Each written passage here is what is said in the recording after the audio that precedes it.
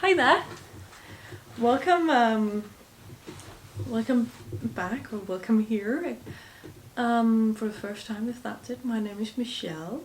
I am a 27-year-old knitter, and you can call me your knitting friend with chronic pain. I suffer from chronic pain, and I plan on this video for being a little storytelling slash vlog about how I go about living with this chronic pain to make sure that I can still go around and have fun and do all the good things I usually do or did before I got injured, but just how I do it now. So this is also a video for myself to show myself that that I can still get out, but also to show myself how I do get about, because to not get the bad conscience about why I don't just do as I used to do, and it's because I can't. But mainly this is just a video of me talking about this really cool yarn market that I went to, fiber market, and showing bits of clip and talking about what I got. So yeah, I went to a Danish market called Fiberfolk, roughly translated to fiber people, Fiberfolks, and it was in one of the larger towns in Denmark called Roskilde. That is, I don't know, 20 minutes from where I live, 20 to 30 minutes. That's absolutely perfect for me. So what I did was I packed up my car, meaning I sometimes use a wheelchair when I get out to do longer trips, or when we do a lot of walking, because the walking is really hard for me. I can't walk really far without getting pain, and I can't stand for very long without getting pain, and especially like this shopping walking where you walk slowly, you stop, you go a bit back and forth, that's really awful for me. So I have my wheelchair out. I'm gonna try and show some clips throughout my speaking here of like how it was, also just to perhaps try and give you like a little feeling of how everything worked.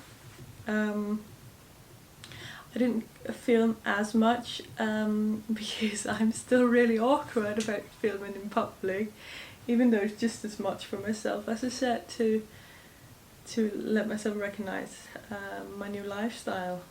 But yeah, I did get some film. I went with my best friend, Pernilla, and she's going to show up somewhere in this, in some of the video clips. And she was so nice to wheel me around. So she, we did that she pushed me around, and when we went into each of the stands, I usually wheeled that around myself, and sometimes it was nice to get up and just stand and walk a bit, because it can be really tiring for me to sit down as well, as the wheelchair I have right now isn't particularly good. It's just a cheap one to just try to figure out if it works, but that's what it is. But we started meeting up in the queue, and then we headed inside together with the rest of all the lovely fiber artists, knitters, and everybody who was there. There were a lot of people actually. It opened at 10 a.m, 10 o'clock, and we decided to start off with just like a reconciliation, I think, a little just watching round. There were like three rows full of vendors, and we went up and down. We went up one, down one, and up the last one, just to check everything, to figure out what was like catching our eyes. There were so many things, and I think there was a bit for everybody. Both me and my friends are especially big fans of more bright coloured, more non-muted colours. They don't have to be like in your face neon, they just have to be well, really there, saturated. That's the word, saturated. And then it's just a preparation from us. Not too much pink and not too much purple. We're more into, my favourite colours are orange and red and yellow, and then we go with the blues.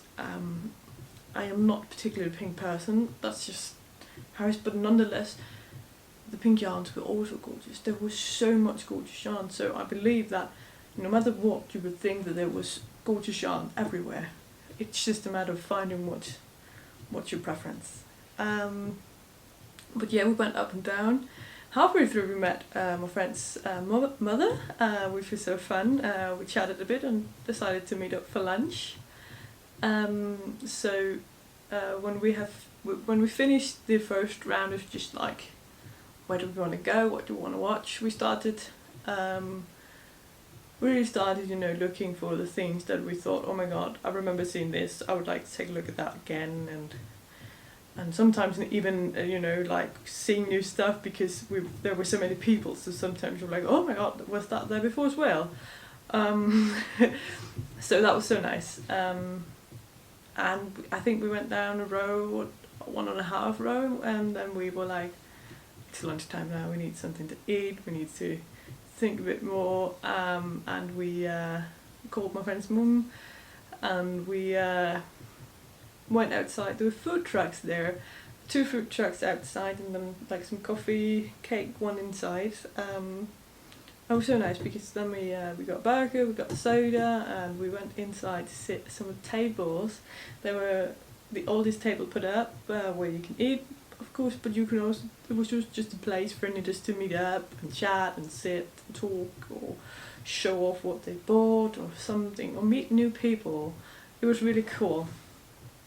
So that was such a nice thing to do, and we ate, we chatted, we laughed.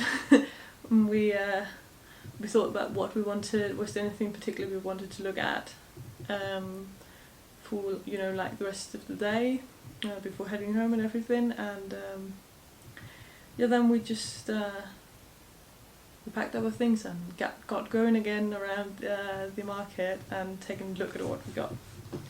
And it was really fun, because last year I was there as well, and to show what are one of the things that I bought. I bought this really gorgeous orange yarn. It's called Pumpkin, and it's merino. And I bought some of this last year as well, but in a yellow colour. Unfortunately, I don't remember the name of that colour. But nonetheless, it was such a gorgeous yellow colour. I think it's like lemon curry, to be honest. Lemon curry, I think, was the colour. And this year I was then wearing my top that I made of that. And it's a top that I, thought of myself. It's a self-drafted top, and I was so happy when quite a few people actually stopped me and was like, "Oh my god, I love your top. You have to do it. You have to design it," because they were like, "Where's it from?" And I could then say, "Oh my god, I made it myself," which is so fun to like be able to say, "I made it. It's my own. I made it." And then I chatted with the nice woman behind Garn Lab, and she complimented it as well. And I was like, I'm really considering doing one more. I'm doing a t-shirt version of it now in like a bright red. Love it. And I've been thinking about doing like a v-neck, more camisole version. And then I saw this orange and I was like, oh my god, this is so gorgeous. So I just had to get it and make it of this. This is just, it's so pretty. It's such an autumnal colour for me, which I really like, and I think it's gonna look so great with the cables and the ribbon. And yeah, I just I'm so happy. So that was like my first purchase. That was these two, and then I got a few minis, but I'm going to talk about them in the end. But yeah, this is 100% superwash merino, and it goes 400 meters on 100 grams. So like a fingering weight if I'm not completely wrong. And I was totally in the orange corner, because then we continued around. My friend's mom was looking for some green silk yarn to make a top or camisole t-shirt thing, and we went back and forth between a few places, you know, to sort of like find the right green color, and one of the places we went by, and I think she actually ended up buying some of the green yarn as well. I found this again orange yarn, but a bit more tonal. There was a bit more speckly. There's a few like dark speckles around here. I'm gonna hide, and you know, it's more tonal. There's more light to dark orangey in it, and it's from I'm so sorry if I'm saying this wrong, but Ammeska, which is not a Danish hand dyer. I unfortunately don't know where they're from at this moment, but if I no, I don't. But I'm pretty sure they go around. They ship all the way worldwide, but they go around to markets this time of year, which I thought was fun. I seen them last year as well, and you know, this is a sock yarn. That's what it is. That's what I want to say. This is sock yarn. I was like, I really wanted some sock yarn. That was like that was actually one of the main thing I wanted, together with some of the minis I'm going to talk about, because I'm not. It's not gonna be have to do it, but I'm sort of knitting a pair of socks a month, though I'm a month behind right now, and I was like, I need some new sock yarn to do that, because when I'm done with the socks I'm knitting on right now, I need some new socks, new sock yarn. And you know, then I just bought this orange yarn and was like, well, I'm in an orange mood right now, so let's get this. And I just saw it and looked absolutely beautiful. So as I said, this is a sock yarn which is 75% merino superwash, and then 25% nylon, and it's as well as a fingering that goes 400 meters on 100 grams. So with this, I'm thinking of doing like some simple cable or simple what's it called? Lace work socks. I'm thinking about doing that. I think it's going to be really cute for some autumnal socks. So perhaps I'm going to be inspired a bit by the autumn. Perhaps do a mix of a lace and cable. But I think I'm going to do like freestyling, some self-drafting with it, and I'm so excited. I really think it's going to look good. And yeah, definitely excited to knit with this. Haven't knitted in anything from them before, but it feels really nice. And well, my colour selection just tells me that I'm completely ready for autumn and for the autumnal colours to start coming in. Though I am very much enjoying the warmth. One of the things this year at the market was that it actually was quite warm. I was wearing a tank top myself, but that also meant that that there weren't as many showing off the sweaters, because showing off a sweater inside a steel hall or a steel building with minimal airflow and nothing, no aircon or anything, that could be quite hot. It was like really nice every time we passed the door. It was like, air, wind. So I totally get it. Not that many people were wearing their sweaters, and it's not everybody who likes either wearing or knitting tops or t-shirts, but there were still some really gorgeous sweaters and t-shirts and tops out there, and that's really one of the things I really like as well about going somewhere like that, is you can really, it's just a big assembling of knitters, crocheters and fibre artists in general, so you can really see all the opportunities and all the things that people have done and do, so that was really fun.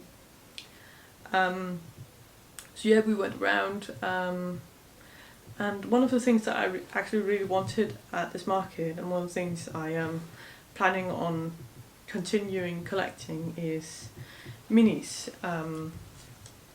because I'm planning on knitting the Stella Quilt blanket by Laura Penrose, and I bought, let's see if we can get this up, I'm really showing off.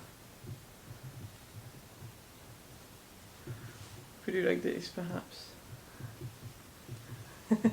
There we go. I bought these 4 minis.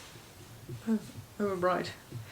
And I plan on using them in the Stella Quilt blanket, and I plan on using them together with at least the leftovers from the Garn Lab, because I know I'm gonna get leftovers from this one. I don't know, I'm almost certain I'm gonna get leftovers from this one. If I get leftovers from this one, I'm going to use some of that as well. And I know I have some previous sock yarn and hand-dyed yarn in general that I have leftovers from, that I'm thinking I'm probably going to use as well. But I bought these 4 little tiny skeins and minis. I bought 2 of them at Garn Lab. I'm sorry to say that I simply just can't identify which I bought where. I think these are the 2 that I bought at Garn Lab. And these 2 I bought at Floral Knit, a sweet woman named Anatya.